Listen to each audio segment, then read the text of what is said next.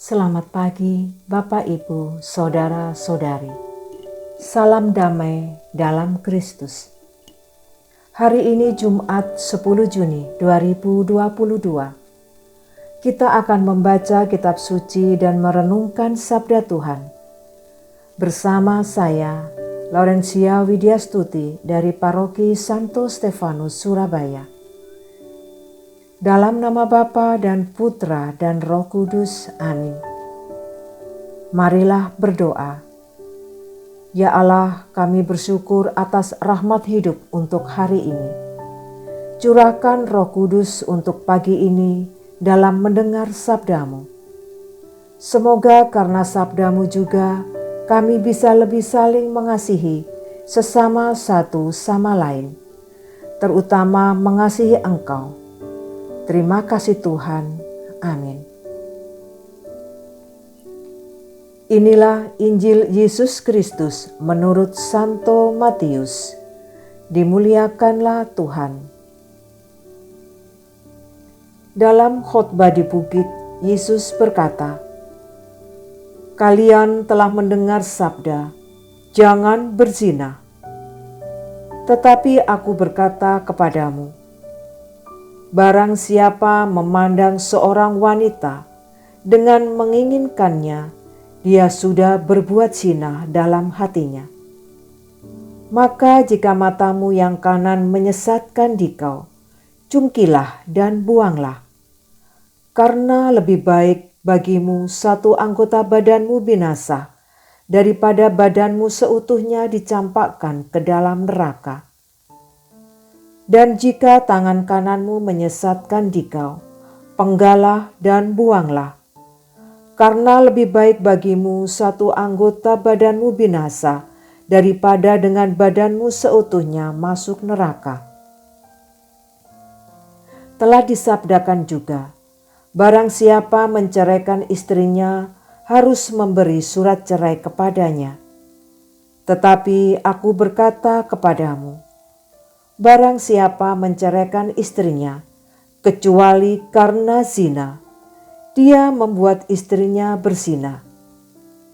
Dan barang siapa kawin dengan wanita yang diceraikan, dia pun berbuat zina. Demikianlah sabda Tuhan. Terpujilah Kristus.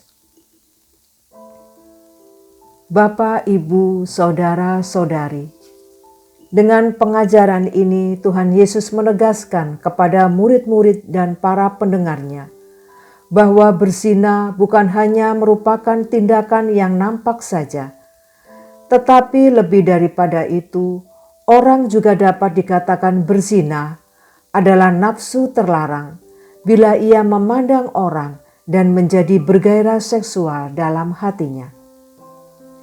Yesus menjelaskan mengapa orang bisa memiliki hati yang kotor dan segala sesuatu yang menjadi penyebab atau pembujuk dosa harus dibuang.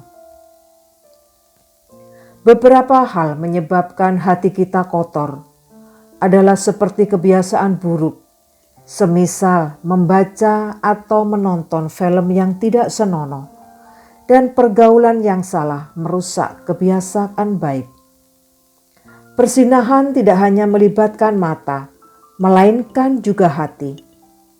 Melihat perempuan tentu saja tidak berdosa selama hati seseorang tetap terjaga. Persoalannya, hati manusia seringkali justru menjadi gudang kejahatan. Perpaduan antara mata yang najis dengan hati yang cemar melahirkan sebuah dosa yang serius, yaitu perzinahan di dalam hati. Yesus ingin mengajak dan mengingatkan kita agar pandangan mata kita sungguh jernih dalam melihat segala sesuatu. Pandangan mata yang melihat segala sesuatu, kemudian menghubungkannya dengan Sang Pencipta, lantas mensyukuri dan mengaguminya.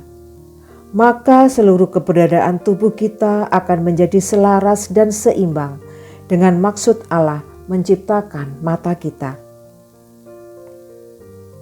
Yang bisa kita renungkan saat ini, Dosa ini adalah penyakit yang makin merusak masyarakat kita saat ini. Pernikahan menjadi ikatan janji yang dianggap enteng dan boleh dilanggar kapanpun. Relasi seksual dianggap sebagai hak asasi setiap orang yang tidak harus diikat oleh perjanjian nikah seumur hidup. Biarlah kita mengingat kembali ajaran Yesus. Siapa yang mempermainkan janji ini akan mendapatkan kebinasaan. Marilah kita melakukan dua hal. Yang pertama, menguasai diri dari hal yang cemar. Manusia harus identik dengan kekudusan. Kecemaran adalah pekerjaan setan. Hal kedua yang harus dilakukan adalah memelihara perjanjian nikah dengan kesungguhan di dalam kasih dan kesetiaan dan takut akan Tuhan. Marilah kita berdoa. Tuhan, peliharalah gerejamu dan jemaatmu. Peliharalah rumah tangga Nasrani. Jangan biarkan umat Tuhan mempermalukan namamu dengan menjadi suami atau istri yang berdosa. Peliharalah umatmu demi namamu yang kudus. Amin. Semoga Tuhan beserta kita sekarang dan selama-lamanya. Semoga kita semua diberkati oleh Allah yang Maha Kuasa dalam nama Bapa dan Putra dan Roh Kudus. Amin.